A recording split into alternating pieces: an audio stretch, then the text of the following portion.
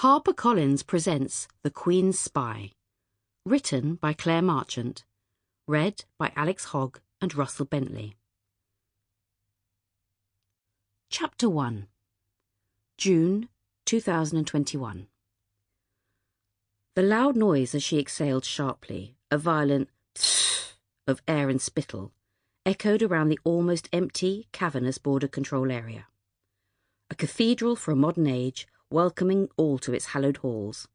Or possibly not all, Mathilde thought as she stood before the sour-faced man in front of her. Incongruously, behind him, a dusty sign announced, "Welcome to England."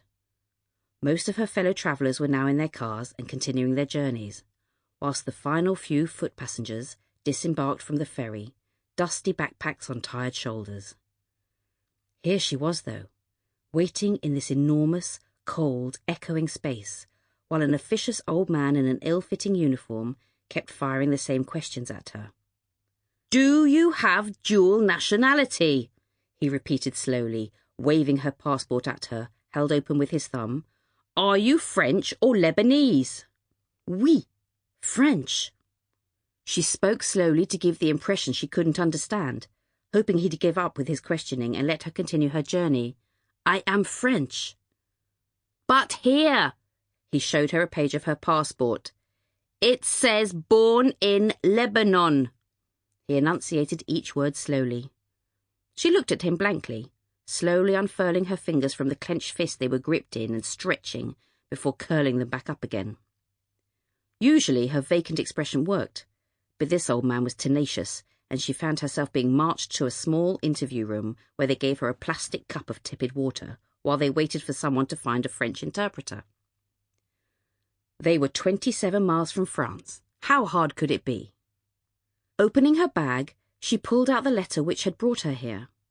It was on a thick, cream-coloured vellum, the sort of correspondence which immediately convinced the recipient to open it. A frightening, bureaucratic piece of mail.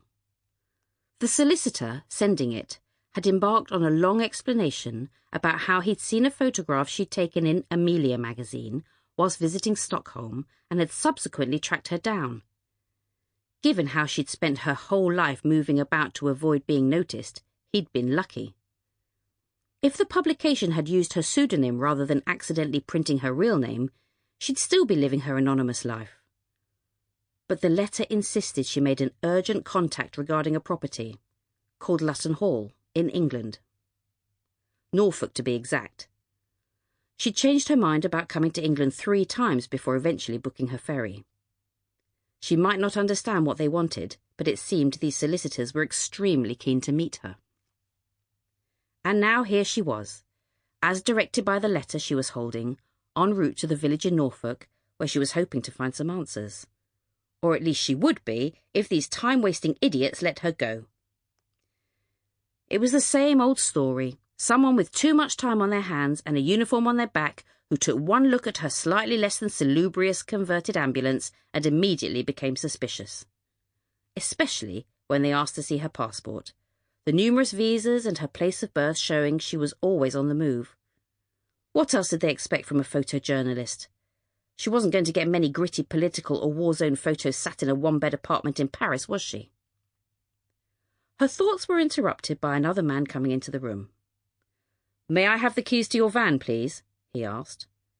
She looked out of the window to where she could see 2 police officers, both holding on to leads of bouncing, energetic Springer Spaniels, barking manically.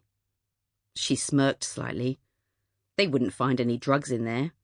She knew exactly what those dogs were trained to sniff out. Reaching into her pocket, she held out the keys. "I have plants in the front." Her eyes narrowed. "Herbs, not marijuana," she added. "Please make sure your dogs do not damage them."